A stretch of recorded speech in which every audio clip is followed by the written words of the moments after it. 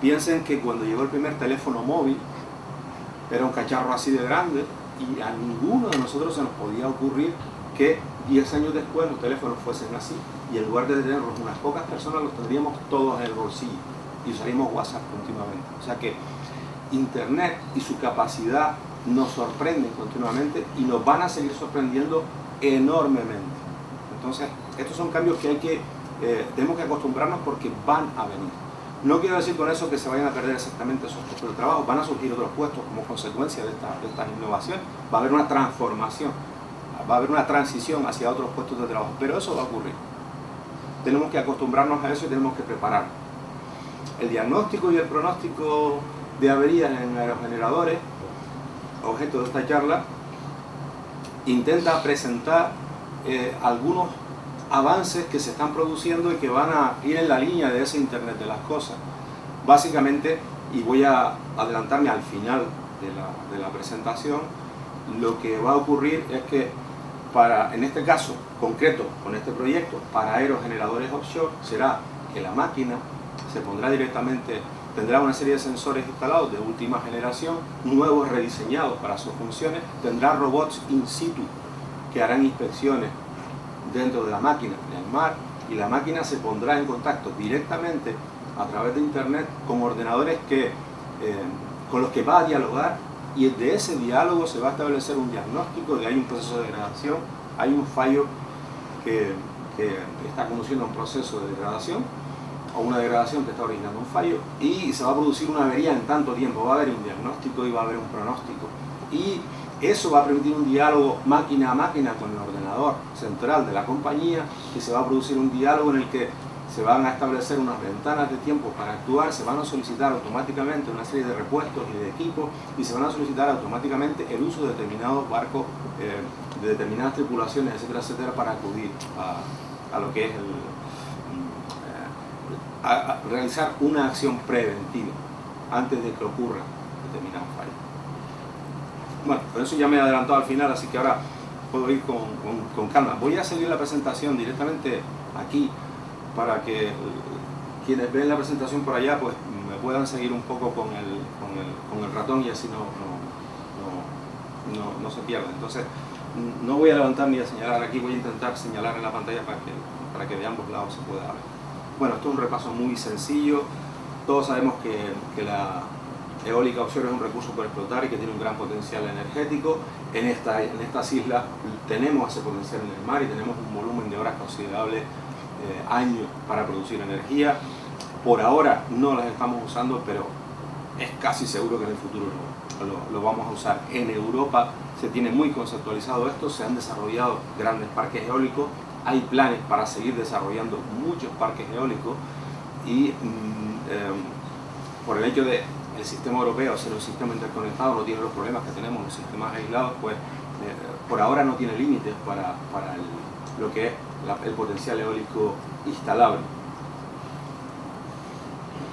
¿Qué problemática tiene la offshore? Pues, la explotación es más difícil, los molinos están en el mar, si estamos hablando del norte de Europa en condiciones extremas, hay problemas de entorno por supuesto y claro, el mantenimiento se vuelve un problema porque, como bien mencionaba Antonio José antes, pues tengo que ir a ejercer las acciones de mantenimiento cuando el mar me deje. Además de todos los requisitos anteriores, cuando el mar me deje. Hay unas ventanas de oportunidad y no hay más, y es lo que hay que hacer. Y bueno, eso hace que en general pues hay unos altos costes de operación y de mantenimiento asociables a la explotación en el mar de los molinos. Bueno, factores que hay que considerar, pues que ya se mencionó, para que obtener beneficio hay que tener una actividad adecuada en los aerogeneradores y en los parques, se debe mantener el funcionamiento el máximo posible o el óptimo posible de horas y se deben evitar las paradas intempestivas o reducirlas al mínimo. Aquí hay que aplicar la ingeniería RAMS, que son los conceptos que Antonio José introdujo antes, como herramienta fundamental, no la única, pero sí importante para dar respuesta. Para aumentar la disponibilidad que mencionaba antes Antonio José, pues se plantean pues los cambios las mejoras en el diseño, mejorar la capacidad intrínseca de los equipos para funcionar mejor, mejorar la fiabilidad de lo que son los componentes de las máquinas, o también mejorar, por supuesto, el mantenimiento. Y si es posible establecer redundancia, porque en la eólica la redundancia pues no está clara por ahora. Es una batalla que tenemos con los fabricantes. En este proyecto, en una batalla continua que ahora les comentaré, pues hay una batalla continua porque los fabricantes por ahora la redundancia no la ven y no la quieren implementar. Bien, hay que optimizar el mantenimiento, y el mantenimiento en el mar pues implica que hay que tener un apoyo logístico importante, hay que tener unas personas entrenadas, pero además hay que tener barcos, hay que tener tripulaciones específicas que sepan ir a un parque eólico y que sepan subir y bajar a los técnicos a cada máquina, que lo hagan de forma segura, y no es sencillo. Digamos que la logística en el mar tiene que ser, para optimizar el mantenimiento, introduce más variables de complicación. Entonces eso implica que además del programa de mantenimiento, pues hay que hacer una gestión adecuada de todos esos recursos, hay que tener en cuenta las ventanas de tiempo de operación, y por supuesto hay que tener un preventivo y un predictivo que engloba el predictivo adecuado. Hay que calcular la vida remanente, lo que le queda a una máquina antes de que se produzca una avería, antes de que deje de cumplir con la función que tenía que cumplir, y para eso pues hay que tener información de las máquinas, y hay que tener sensores adecuados en las máquinas de diversos tipos, como se menciona aquí. Y el tema de los sensores, cuidado, el tema de los sensores todavía está empezando. Necesitamos sensores que vayan mucho más allá de lo que ahora mismo se está haciendo, o de las capacidades que ahora mismo tienen los sensores que tenemos para implementar, y esto es en la industria en general. En los sensores todavía nos queda mucho por aprender de la NASA. Por supuesto, hay que usar el mantenimiento predictivo muy en serio. Hay que tener técnicas de computación avanzadas que nos permitan establecer relaciones y patrones de degradación. El conocimiento experto sigue siendo vital y va a seguirlo siendo, pero hay que saber combinarlo con esos cálculos.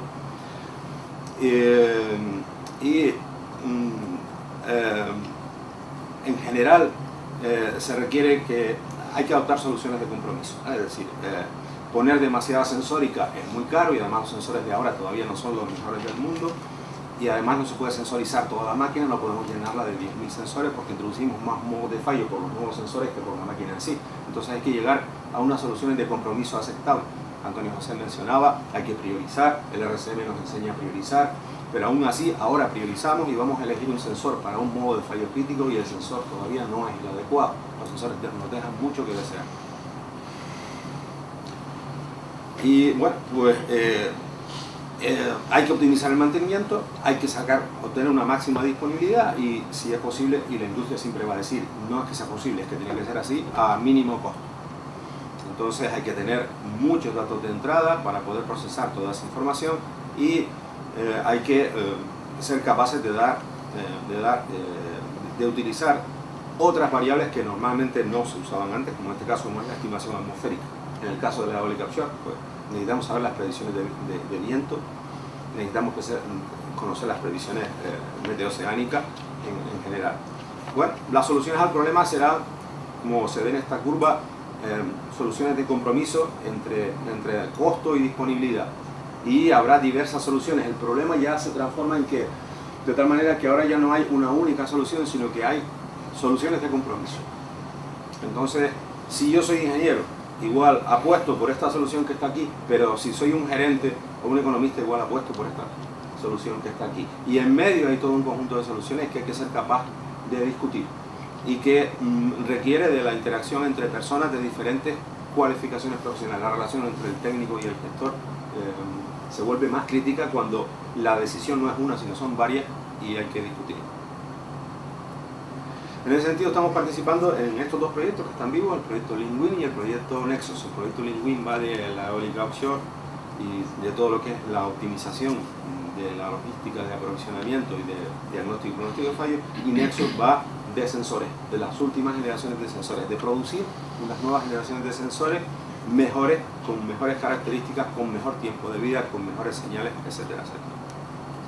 En el proyecto LinkWin lo que se trata básicamente es de mejorar la eficiencia de la logística para las plantas offshore. Hay que reducir los costos y digamos que es un consorcio de trabajo muy amplio y que está liderado por la Universidad de Cork. La Universidad de Cork es líder en este tipo de tareas desde hace muchísimos años y tiene unos equipos de trabajo muy consolidados y lleva una trayectoria de proyectos europeos importante en esta línea en concreto. En el proyecto se plantean temas de construcción, despliegue, funcionamiento y desmantelamiento de aerogeneradores. Por supuesto se plantea la revisión del diseño de los aeros. Es la primera vez que en un proyecto europeo de verdad se sienta en la mesa a los fabricantes y a las compañías propietarias y explotadoras y se les fuerza a hablar del diseño. Y como les digo, el fabricante es muy reticente, no quiere no quiere que agentes externos le hablen de su diseño, pero se está haciendo y está siendo muy duro. Y se han producido conversaciones muy curiosas a este respecto y bueno, al final cada uno cede en lo que puede y por primera vez he visto a un fabricante ceder y decir, bueno, pues sí se pueden establecer determinadas redundancias, sí se pueden hacer determinados esfuerzos, tengo algún estudio incluso hecho, pero quieren amortizar lo que tienen, los diseños que tienen, y tienen en el cajón otros diseños esperando a que se amortice lo que hicieron. Participan en el consorcio pues diferentes instituciones, empresas, centros de investigación, etcétera, etcétera. Es un proyecto con un presupuesto considerable. También hay que hablar de los buques y de su equipamiento. Hay que, desde el momento en que tenemos que considerar barcos y que tenemos que considerar tripulaciones que nada tienen que ver con la acción de mantenimiento en sí, y que además esos barcos hay que sacarlos al mar y que hacerlo con seguridad, pues se complica muchísimo todo lo que es la operatoria. Entonces, bueno, hay determinadas organizaciones que se especializan justo en el tema de los buques y su equipamiento. Hablando de buques, es hasta el diseño de nuevos buques, ¿vale? No tienen nada que ver los diseños que se están viendo ahora mismo en el proyecto LinkWin de nuevos buques para el mantenimiento de parques offshore con los que ahora mismo están en el mercado. Nada que ver, se están viendo soluciones muy innovadoras. ¿Y en qué consiste la innovación? Pues en que son capaces de resistir mejor las inclemencias del tiempo, en que son capaces de aproximarse y alejarse mejor de cada uno de los aeros con mayor seguridad para transferir a los técnicos, que tienen mayor capacidad de carga y que son más rápidos. Y todo eso mezclado pues ha dado una serie de diseños bastante innovadores. Se busca en LinkWin pues mejorar las estrategias de mantenimiento, se busca mejorar la operación y también se busca mejorar el mantenimiento. Se busca una implementación de nuevas tecnologías y se busca que con todo esto pues haya una reducción de costes. La gestión online se vuelve una estrella, ya les hablé del Internet de las cosas.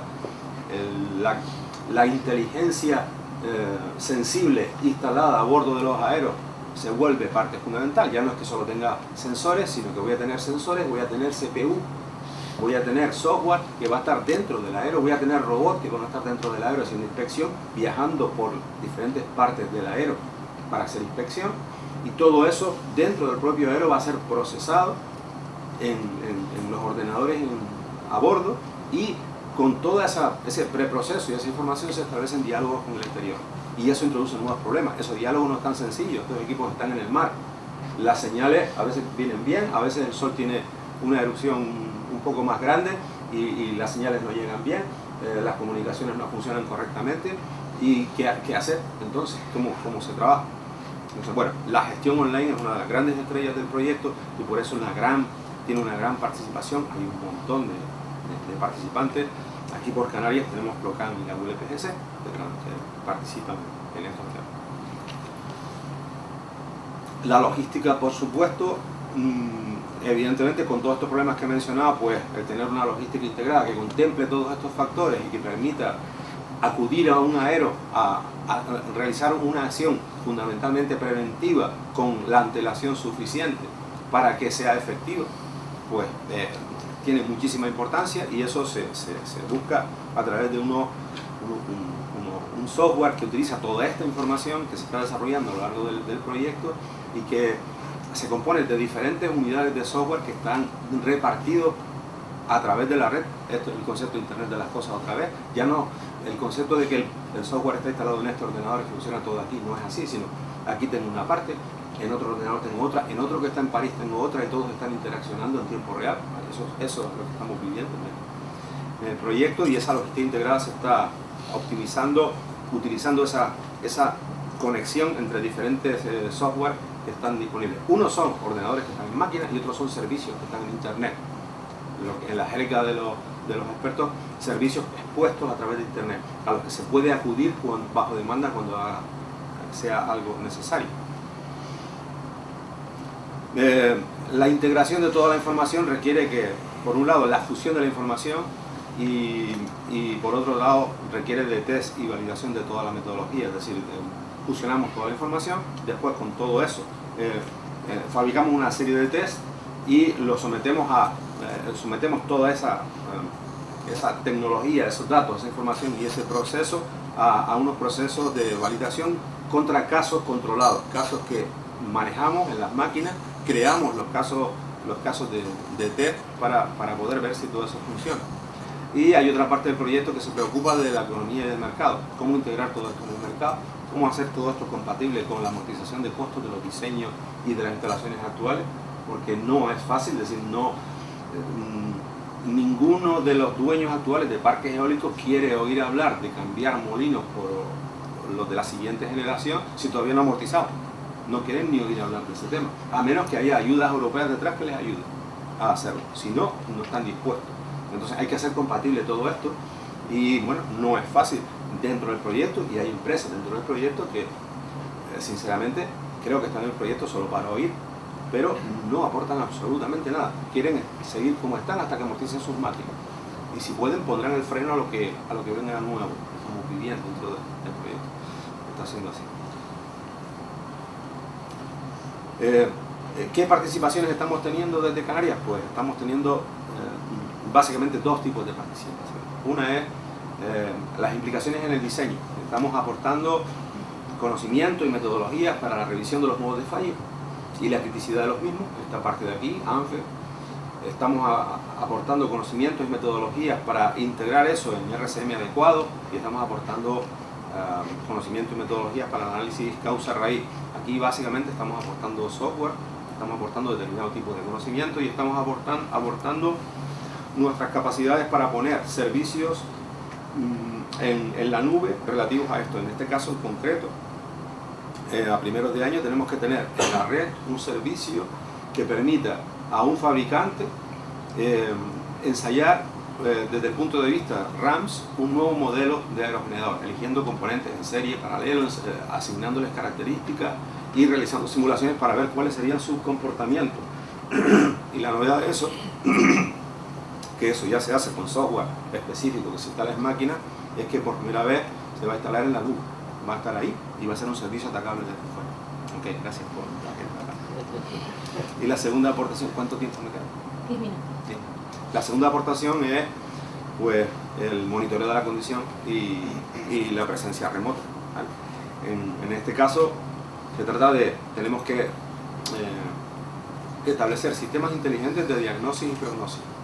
Habíamos hablado de que las máquinas van a tener in situ hardware y software y sensores para hacer su propio diagnóstico, y después que en la red, a través de la Internet de las cosas, habrá otros servicios con los que se podrá interaccionar para enviar la información de que se dispone y refrendarla, hacer nuevos cálculos y establecer un diálogo máquina a máquina, en el que ocasionalmente podrán intervenir personas, pero que es muy automático. Hasta cierto punto va a ser muy automático. Por supuesto, ya en la toma de decisiones, en diversas partes de la toma de decisiones, en ese diálogo software contra software, sí tendrán que intervenir las personas. Entonces, en concreto, lo que estamos aportando en este proyecto es otra vez un sistema online de diagnosis y prognosis para aerogeneradores. Significa que a ese sistema un usuario autorizado, entiéndase un molino, un parque, una empresa que explota parques, etcétera, podrá enviar paquetes de información y solicitar al software que le haga un diagnóstico y que le haga un pronóstico, que le diga qué proceso de degradación está en marcha y cuál es el tiempo de vida residual que queda. Y eso nosotros lo hacemos aportando inteligencia artificial. redes neuronales básicamente, y mezclado con un poco de lógica difusa y sistemas expertos, todo eso mezclado para componer unos sistemas de razonamiento semi-inteligente que permitan ayudar a la toma de decisiones multicriterios, a establecer cuándo y en qué condiciones se va a producir una avería y cuál es la vida remanente. Esto simplemente, como decía Antonio José antes, lo ven pero no se lo crean. Esto básicamente es digamos que el desarrollo conceptual, desde que se toma un dato hasta que se establece una diagnosis o un diagnóstico o un pronóstico, pues hay que dar una serie de pasos que son en general extremadamente complejos. La información que viene de las máquinas no tiene por qué ser cierta. Un bit puede venir cambiado o un sensor puede estar mal. Yo recuerdo que un sensor aquí en las islas, en una boya, una vez nos daba una temperatura de menos 273 grados. Y además era el único sensor que había, la única boya que había cerca de donde había un accidente de un barco. Y además, en esa misma boya, el sensor de viento nos daba una velocidad de viento hacia la costa que si el mar la tuviera, subiría por las montañas hacia arriba. Entonces, bueno, la información llega y hay que preprocesarla, hay que filtrar lo bueno de lo malo, hay que clasificar esa información entre lo que es un comportamiento normal y entre lo que es un comportamiento anormal. Una vez que se tiene esa clasificación, hay que comparar esa clasificación contra una serie de patrones de funcionamiento correcto o incorrecto que no siempre, pero con frecuencia, indican un mecanismo de degradación que está vivo. Y ese es un proceso, cuando digo con frecuencia, es porque ese proceso de enlazar la información y los datos que llegan con lo que realmente los mecanismos de degradación que se están produciendo en las máquinas es un proceso que no está todavía bien resuelto. Gracias a Dios que tengo trabajo, pero voy a tener trabajo, espero que por muchos años, porque es realmente complejo y nos reímos mucho porque claro, estamos haciendo ensayos con prototipos y sinceramente a veces el diagnóstico que da el sistema es que es para reírse, es que no tiene nada que ver con lo que nosotros hemos pretendido al enviarle los datos. O sea, tenemos mucho que hacer, la inteligencia computacional tiene que avanzar todavía mucho para ser fiable. Yo diría que ahora mismo, y es así, y lo he dicho en las reuniones de LinkedIn y no le gusta nada, pero es lo que hay, podemos ser fiables en un 20% de los casos y no somos más. El 80% de las veces nos estamos equivocando. El reto es llegar a un 40% o a un 50% y es un reto fantástico. Cuando lleguemos a eso, pues me quedaré calmo, seguro. Bueno, por último mencionarles el proyecto Nexus. Nexus va en otra línea, va en la línea de los sensores y específicamente de los sensores offshore. Los sensores offshore hoy en día de todo tipo, todos los que están relacionados con el océano, ya sea por encima o por debajo, tienen una vida útil muy corta. Y además su diseño está hecho de tal manera que la mayoría cuando fallan ya no son recuperables. Lo que hay que hacer es ir y cambiar el sensor. Entonces la sensórica en el medio marino tiene que cambiar mucho, hay que cambiar por completo la filosofía. Hay que pasar, y es lo que se está haciendo en Nexus, de la filosofía de tengo un sensor de temperatura, mira, lo pongo en esta máquina y me va a enviar la temperatura, a tengo una plataforma de sensores de temperatura, la enchufo en esta máquina y me va a estar dando la temperatura durante 3 años, porque en lugar de un sensor tiene varios sensores y porque incorpora mecanismos que son capaces de detectar cuando un sensor ha fallado y poner otro. Hay que cambiar por completo el concepto de cómo vamos a embarcar la sensórica y eso se va a transponer sin duda en ninguna tierra porque son conceptos que están cambiando el concepto de el sensor en sí. Ya no es el sensor, está pasando a ser la plataforma de sensores. Ya no se instala un sensor de temperatura, sino se instalan 3 y 3 que son de diferentes fabricantes y se instalan mecanismos para que puedan actuar uno u otro o a lo mejor los 3 para verificar una determinada señal cuando desde tierra se decide que quiero tener esa cosita. Bueno, problemas muy complejos, estamos participando, son proyectos vivos, proyectos con unos presupuestos considerables, por encima de los 10 millones de euros LinkedIn, por encima de los 5 millones de euros Nexus, y en los que estamos participando desde Canarias, vía Plocan y vía Universidad de Las Palmas de Gran Canaria. Y pues nada más, espero no haberles aburrido y muchas gracias por su atención.